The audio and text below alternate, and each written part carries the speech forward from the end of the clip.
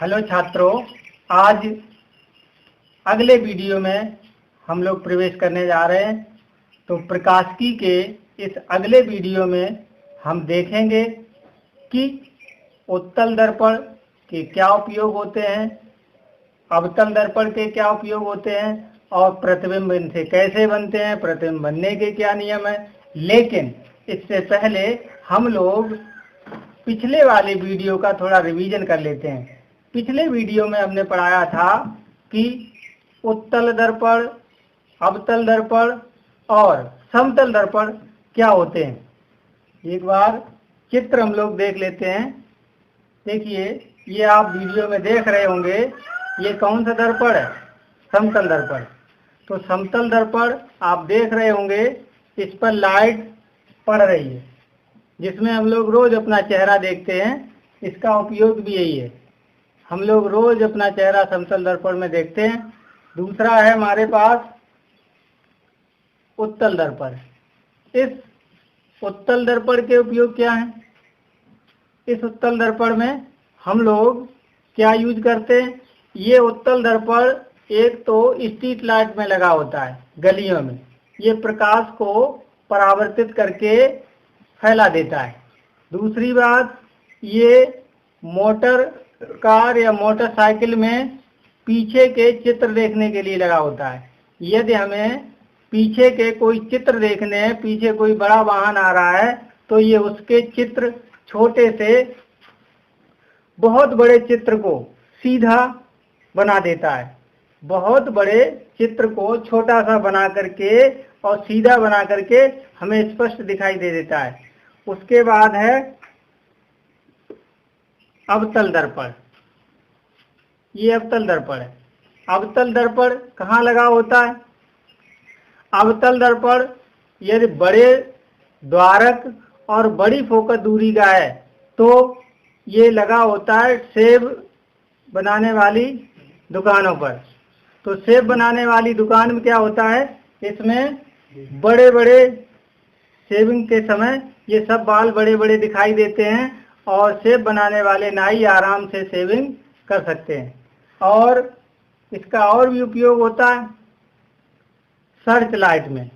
यदि मोटर वाहन की जो लाइट लगी होती है बहुत आगे चित्र देखने के लिए, आगे की वस्तुएं देखने के लिए, तो उसमें भी ये क्या करता है, समांतर आने वाली किरणों को फोकसित कर देता है, प्रकाश को सीधा बहुत दूर तक भेज देता है, समांतर कर देता है। क्यों? क्योंकि बल्ब इसके फोकस में लगा होता है। यहाँ से चलने वाली प्रकाश किरणें दर्पण पर पड़ने के बाद उनको समांतर कर देता है और बहुत दूर तक प्रकाश पहुंच जाता है। यदि ये दर्पण ना लगा हो तो उसका प्रकाश आसपास सब फैल जाएगा, काफी दूरी तक नहीं जाएगा। और इसके बाद आँख, जब डॉक्टर लोग आँख, कान और गले, दांत आदि का जब परीक्षण करते हैं तो इसी अवतल दर्पण का उपयोग करते हैं, जिससे परावर्तित होकर के प्रकाश आता है और हमको बड़ा चित्र दिखाई दे देता है। उसके बाद अब हम लोग दर्पणों की पहचान और सीख लेते हैं। दर्पणों की पहचान दो प्रकार से कर सकते हैं हम लोग। एक तो स्पर्श करके, बाई टचिंग, छू करके देख सकते हैं।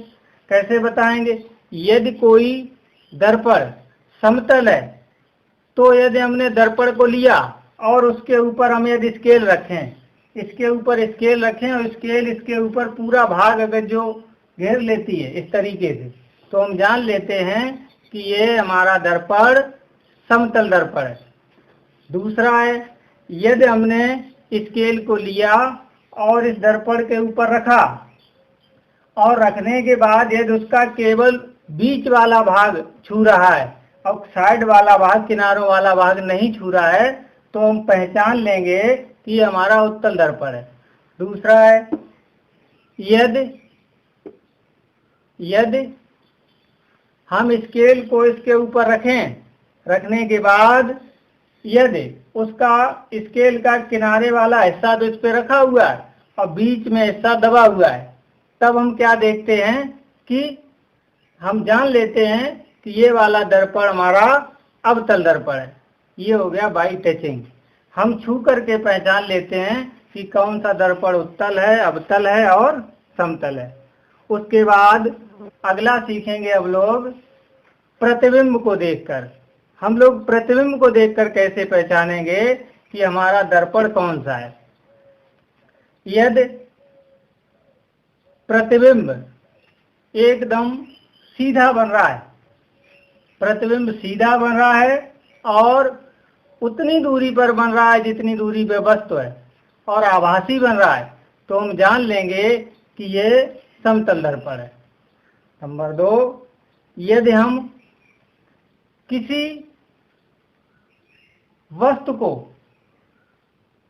कहीं पर भी रखें, यदि हम किसी दर्पण के सामने वस्तु कहीं पर भी रखें, आगे पीछे बढ़ाएं और प्रतिबिंब जब भी बने तो हमेशा आभासी बने और सीधा बने और छोटा बने, तो हम समझ लेते हैं कि दर्पण कौन सा है, उत्तल।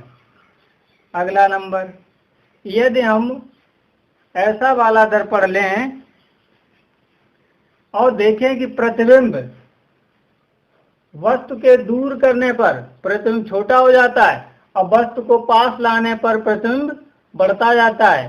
हमेशा अगर जो प्रतिबिंब उल्टा बनता है, वास्तविक बनता है, तो हम समझ लेंगे कि दर्पण हमारा अवतल है।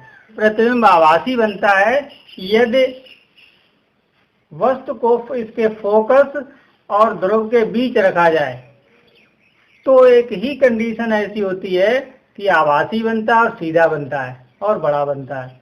अन्यथा हर एक स्थिति में इसका प्रतिबिंब उल्टा और वास्तविक ही बनता है। चिन्ह परिपाटी, साइन कन्वेंशन।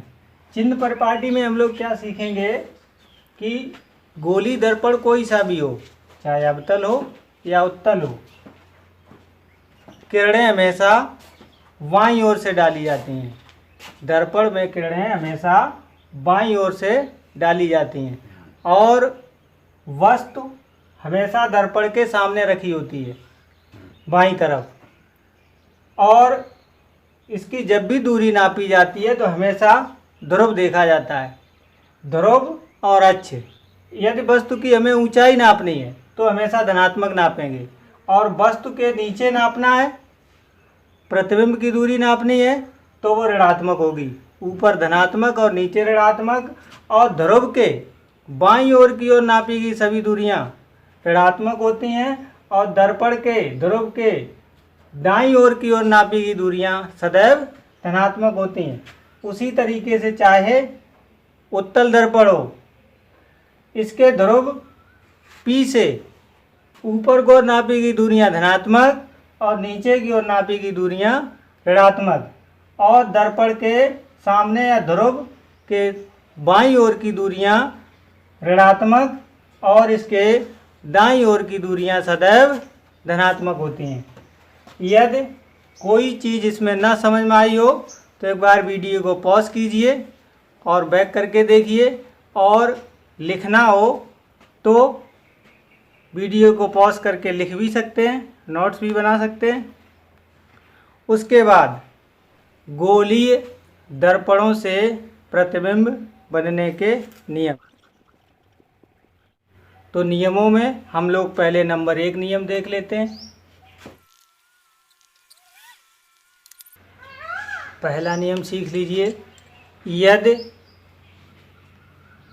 कोई किरण, कोई प्रकाश किरण मुख्य अक्ष के समांतर आ रही है तो परावर्तित होने के बाद अवतल दर्पण में फोकस से होकर के निकल जाती है। यदि उत्तल दर्पण है तो मुख्य अक्ष के समांतर चलने वाली प्रकाश किरण उत्तल दर्पण पर परावर्तित होने के बाद ऐसा प्रतीत होता है कि वो फोकस से आ रही है। ये पहला नियम हो गया। दूसरा नियम,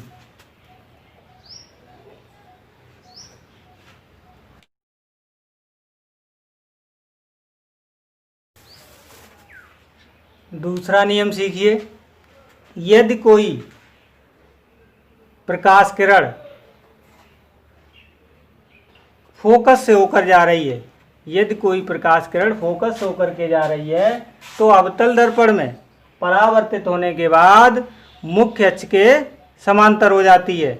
और यदि प्रकाश किरण उत्तल दर्पण में फोकस की ओर जा रही है तो परावर्तन के पश्चात मुख्य अक्ष के समांतर हो जाती है। तीसरा